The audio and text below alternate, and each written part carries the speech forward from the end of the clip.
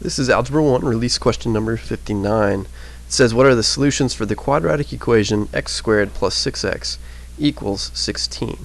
And so what we really need to do here is get one side equal to 0. We could use completing the square, but I'm going to not use that because it's, I think, a little more tedious or a little longer of a way to do things here. So I'm going to take what I have here, just rewrite it.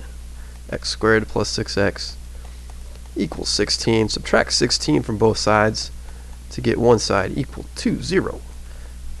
That'll leave you with x squared plus 6x minus 16 equals, this will cancel out here and here, you've got 0 left now on that side. So now that we have one side equal to 0, we could use a quadratic formula.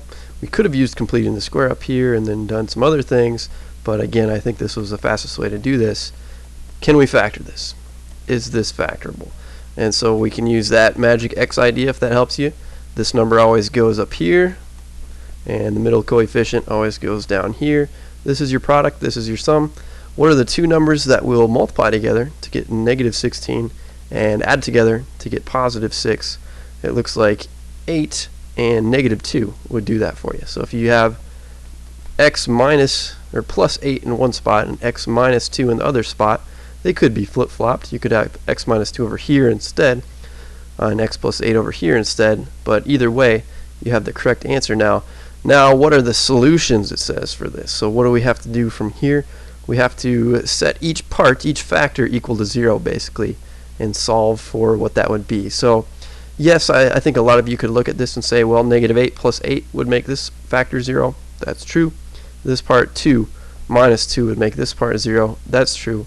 But if you can't see that, or if you just like to get in habits and find ways that you know always work for you, if you have trouble mentally thinking of that, we can think of it like this too.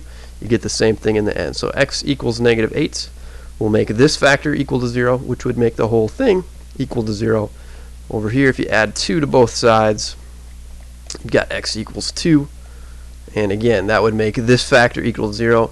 0 times whatever this would be would still equal 0, making this a true equation either way. And so our answer should be negative 8 and positive 2. Which one has negative 8 and positive 2? That right there is choice C for number 59.